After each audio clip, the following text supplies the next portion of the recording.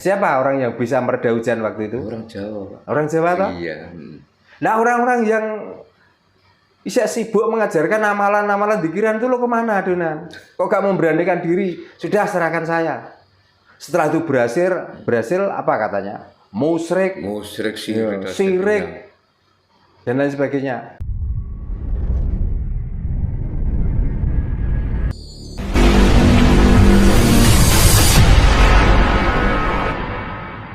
Saya gini Pak, melihat ketika penentuan awal bulan ya, pakai teropong kan, malam tadi kan pakai teropong, kan belum kelihatan. Wah, berarti ki sesuk iki tanggal kan gitu. Nah itu pun masih angan-angan loh Pak. Ya kalau besok itu benar tanggal 1, kalau enggak gimana? Nah makanya, lagian kalau itu urusan ibadah dengan Tuhan, kenapa kok mengikuti bulan? Berarti kan sama dengan meyakini bahwa Tuhan itu bulan. Betul. Tanpa munculnya Tuhan, dia tidak akan berani mengawali. Kalau hari puasa tidak makan dan tidak minum, kan sudah jelas. Makanya nggak salah kalau di tempat-tempat ibadah itu pakai simbol bulan. Jangan-jangan yang dimaksud Tuhan yang begini, yang begitu itu bulan. Gitu loh. Dan saya gini Pak, melihat ketika penentuan awal bulan ya, pakai teropong kan, malam tadi kan pakai teropong, kan belum kelihatan. Wah, berarti ki sesuk iki tanggal kan gitu. Nah itu pun masih angan-angan loh Pak. Ya kalau besok itu benar tanggal 1, kalau enggak gimana? Nah makanya, lagian kalau itu urusan ibadah dengan Tuhan, kenapa kok mengikuti bulan? Berarti kan sama dengan meyakini bahwa Tuhan itu bulan. Betul. Tanpa munculnya Tuhan, dia tidak akan berani mengawali. Kalau hari puasa tidak makan dan tidak minum, kan sudah jelas. Makanya nggak salah kalau di tempat-tempat ibadah itu pakai simbol bulan. Jangan-jangan yang dimaksud Tuhan yang begini, yang begitu itu bulan. Gitu loh. Tapi kalau diomongi tentang hari dan bulan, kadang-kadang Allah itu gugon Tuhan, itu klenik. Tapi dia mengimani bulan ternyata. Tidak mau mengakui. Tidak mau mengakui. Berarti ya itulah orang berani melempar batu sembunyi tangan. Orang lain kesakitan, dia pura-pura nggak merasa. Melempar. Nah itulah makanya orang Jawa itu harus cerdas. Kenapa kok menetapkan hari tanggal 1 saja harus meneropong bulan dan lain sebagainya?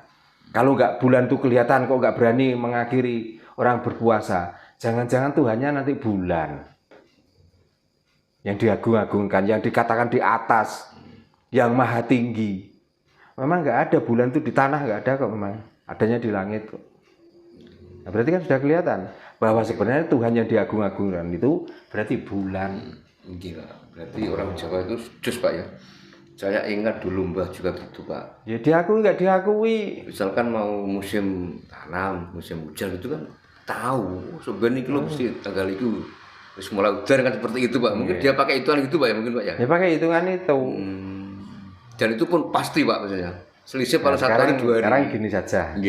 Seperti apa yang saya ajarkan tentang adanya musibah puting beliung, adanya apa ini petir yang menyambar-nyambar.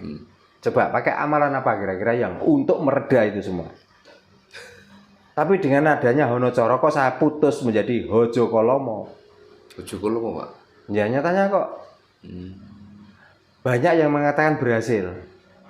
Contohnya seperti tadi lagi, karena musibahnya tadi lagi. Di sekeliling sini angin luar biasa. Tapi kenapa di sini kok ya ada angin, tapi kok tidak menakutkan seperti di sewajarnya Pak ya. Ya. Coba, makanya saya pengen tahu. Dengan katanya membaca ini bisa begini, bisa begini. Nyatanya waktu ada apa itu? Yang digelar olahraga itu loh. Ya, waktu itu siapa yang bisa MotoGP di NTB itu di Lombok itu Pak kemarin itu. Siapa orang yang bisa mereda hujan waktu itu? Orang Jawa Pak. Orang Jawa toh? Iya. Nah orang-orang yang bisa sibuk mengajarkan amalan-amalan dikiran itu lo kemana adonan? Kok gak memberanikan diri? Sudah serahkan saya.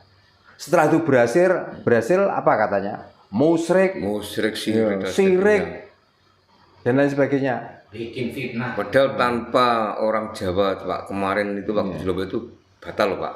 Ya bisa juga. Iya, memang iya. Karena itu event besar. Betul. Itu berapa triliun yang rugi negara. Nah, ya. Kenapa kok nggak orang-orang yang selama ini mengajarkan yang katanya dia dekat dengan Tuhan, yang katanya dia keturunan Nabi, yang ada lagi yang memperlihatkan di YouTube ceramah tiba-tiba melirik ke atas gini dan mengatakan dia tuh melihat Nabi. Kok nggak orang-orang seperti itu yang waktu itu terus nggak usah repot-repot, nggak usah mencari dukun, dah tak atasane kok gak ngono. Tapi begitu melihat orang berhasil, apa yang terjadi? Yang diucapkan ini cemoohan, hujatan. Berarti kan cemooh, hujatan ini ajaran orang siapa toh? Kan orang-orang agama. Makanya kalau ini diterus-teruskan, negara ini akan menjadi negara dongeng akhirnya. Padahal dengan apa yang dilakukan Mbak Rara ketika itu, Pak, Ya. itu suatu bentuk, Pak. Jadi beliau itu menunjukkan kehebatan orang Jawa. Dari intinya itu agar orang-orang kita yang Sebenarnya masih ya kalau dibilang mulai hebat itu memang paham, hebat. Cuman kan gini, kalau kita mampu kenapa tidak? Nah, Gitu loh. betul, Pak. Kenapa harus Jadi, pakai orang lain, Pak ya? Ngapain kita tuh banyak ngomong daripada Nggih. tidak ada bukti. Mendingan kita buktikan. Untuk apa keluar-keluar? Terus setelah itu apakah Mbak Rara waktu itu lalu apa? Dia mengajak orang banyak, ayo ikuti aku supaya kamu bisa seperti saya. Kan enggak toh? Coba kalau orang-orang itu bisa satu saja. Ya entah apa yang dihasilkan lah. Nantilah yang namanya kurofat, yang namanya dogma, yang namanya doktrin harus luar biasa. Nantilah memaksa-maksa kita tuh harus diikuti. Ketemu harus salaman, harus mencium tangannya, karena dia tuh wali. Karena dia tuh pemilik surga, dia yang membawa kuncinya surga, nanti lah gitu. Wis diomongi wong Jawa kuwi ora butuh swarga, gak usah diajari swarga nemen-nemen, percuma rugi. Orang Nusantara kelihatannya wis gak butuh swarga. Yang dibutuhkan sekarang tuh swalego. Karo weteng wareg itu yang dibutuhkan. Karena daripada agama tidak mengajarkan orang menjadi dari melarat menjadi kaya, orangnya dari susah menjadi bahagia. Untuk apa di sini disebarkan terus-menerus? Semuanya itu nggak ada ajaran seperti itu. Ajarannya cuma untuk mengenali nama orang, untuk mengenali sejarah masa lalu. Lah orang yang dikenali dan sejarah masa lalu itu kalau mau ditulis susah. Tahun tertulis tapi belum tentu tahun itu orang itu ada dan orang itu melakukan seperti apa yang diceritakan itu. Nggak mungkin. Makanya kalau mau dicari pembuktiannya, waktu ini orang ini berjalan dari sini ke sini, bekasnya mana? Coba. Tapi kalau sudah ngomong empu tantular, sudah ngomong empu barada, sudah ngomong empu, ya paling terakhir empu supo. Hasilnya kan masih ada semuanya. Tentang pusakanya, tentang bangunannya, kan semuanya masih utuh. Lah orang-orang yang diceritakan itu peninggalannya apa? Ada, Pak. Setiap negara yang dikatakan waktu itu ditempati malah sampai sekarang diseruh. Coba. Terus ada yang ngeklaim lagi Jawa adalah pintu tarim. Coba. Apa kira-kira disian wong Yaman daripada orang Jawa? Tempat di sini apakah Jawa ini berdiri itu karena orang-orang Yaman awalnya? Coba. Sekarang sudah terbukti banyak. Ya, nggak ada apa-apa tiba-tiba di situ didirikan nisan. Apa itu? Ya nisan ya. Iya, Nissan. Nah, nisan katanya lewat mimpi saya menemukan ada seorang wali yang di makam di sini. Setelah sekarang dibego ternyata di dalamnya nggak ada apa-apa. Kok tanah kosong? Nah ini buktinya bahwa orang-orang itu sebenarnya mau merebut Nusantara ini dari orang-orang Nusantara. Maka orang Nusantara digilakan dulu otaknya. Setelah gila, gampang untuk menguasai orang Nusantara.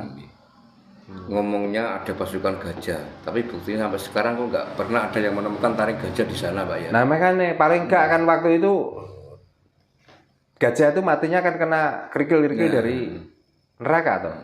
Masa waktu itu gajahnya itu dimuat kontainer terus dibuang ke negara lain? Kan nggak mungkin, Pak. Kan nggak mungkin. Waktu Pasti itu kan belum ada alat peninggalan juga, berat. Pak, Enggi. Nah, pasti kan di sana. Pasti ada. Nah, masa wong kono iku gak tahu duduk-duduk lemah kira-kira. Kok gak tahu petuk Taringnya gajah. paling tidak tulangnya lah, tulangnya gajah. Gitu loh. Makanya itu adalah tafsir-tafsir orang mimpi, cerita-cerita orang mimpi yang dipatenkan dan itu sudah berani disiarkan. Makanya sadarlah, takutlah. Masa kita itu mau mengikuti pembohong terus-menerus sampai sekarang. Kita diajari untuk membohongi terus-menerus dengan embel-embel pahala. Coba. Mendingan kita ngomongkan Candi Prambanan. Mendingan kita ngomongkan Candi Cetha, jelas. Bukti juga ada. Bukti juga ada. Sekarang mengagumi bangunan di sini banyak bangunan tua yang ditinggalkan leluhur kok. Tentang ajaran di sini juga banyak ajaran-ajaran leluhur yang sangat sakti kok. Sampun matur sembah nuwun Mbak Tano. Rahayu. Nggih, rahayu.